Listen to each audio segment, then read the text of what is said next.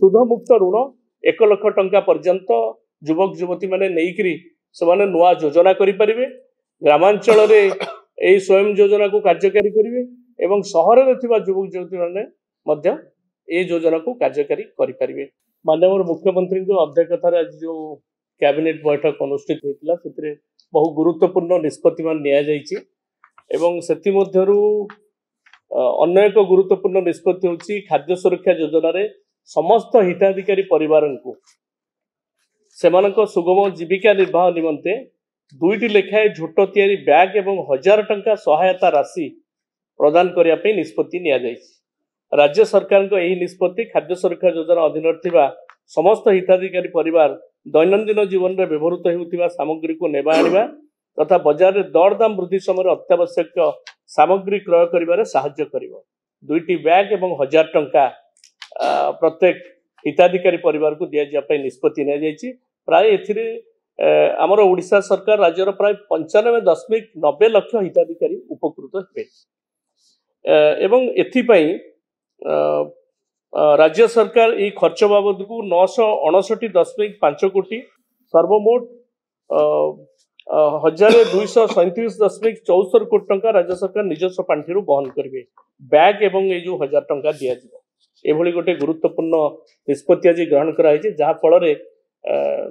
साधारण जनता जो माने खाद्य सुरक्षा योजनार हिताधिकारी अच्छा से माने बहुत भाव में उपकृत हे।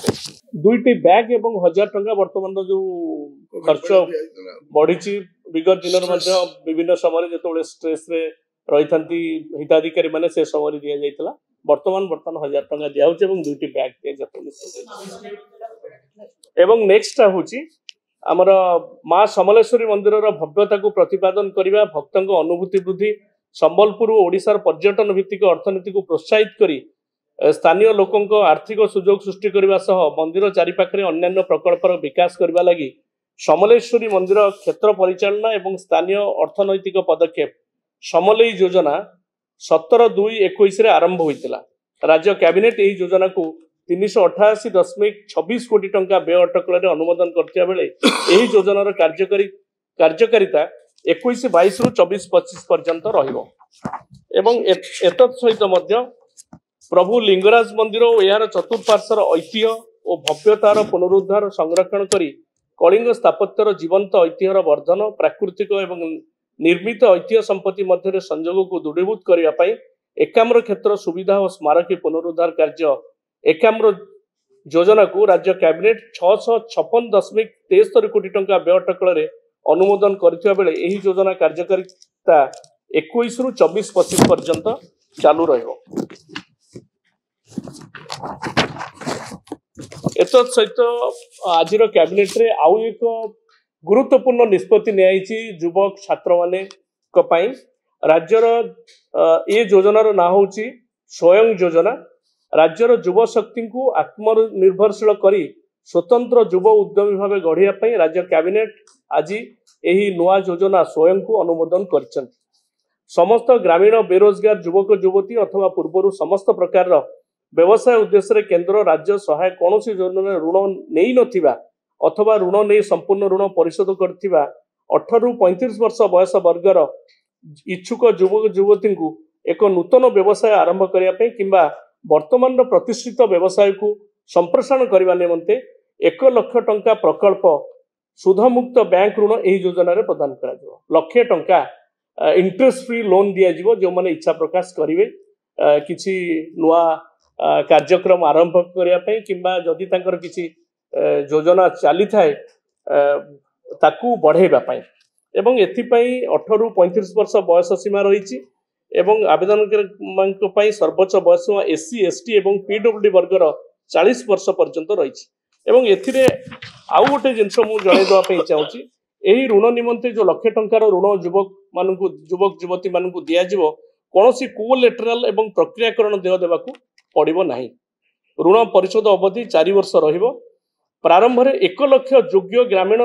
युवक युवती को यही योजना रे ऋण प्रदान लक्ष्य रखा जाइछि एवं या फल राज्य सरकार निज बजेट रु 448 कोटी टंका व्यवहार कर। एटा होची ग्रामीण युवक युवती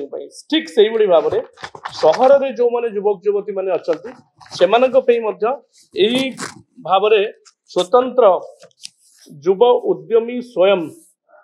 शहरी प्रणयन करा जायछि। एही नूतन योजना अनुमोदित आज होती। एही योजना माध्यम राज्यर समस्त सहरांचल में बास करुवा बेरोजगारी युवक युवती मानू साधारण वर्ग क्षेत्र में 18 ରୁ 35 वर्ष एवं अनुसूचित जाति जनजाति भिन्नक्षम किन्नर मान क्षेत्र में 18 ରୁ 40 वर्ष बयस सीमा रखाई। किंतु गोटे कथा जोटा रही 2 लाख टंकार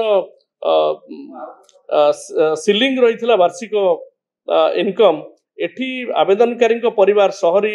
योजना रे आवेदनकारी परिवार विजु स्वास्थ्य कल्याण योजना परिसरभुक्त किंबा वार्षिक 3 लाख रु कम आय थिबा परिवार होइथिबे एवं राज्य सरकार ऋण परिमाण 15% ग्यारंटी सीजीटीएमसी 80% ग्यारंटी बाद बहन करिवे। ऋण परिमाण संपूर्ण सुधर भार राज्य सरकार बहन करिवे। सुध मुक्त ऋण 1 लाख टंका पर्यंत युवक युवती माने नेइकरी समाने नुआ योजना करि परिवे। ग्रामांचल रे एही स्वयं योजना को कार्यकारी करिवे एवं शहर रे थिबा युवक युवती माने मध्य ए योजना को कार्यकारी करि परिवे। लाख टंका पर्यंत बिना सुधरे ऋण नेइकरी ए कार्यक्रम एवं या सहित मध्य अछि कोनोसी कोलेटरल देवाक पड़िबनी एवं सेमाने मध्य को बैंक रु ऋण नेबे सेमाने मध्य से निष्पत्ति ग्रहण करिवे।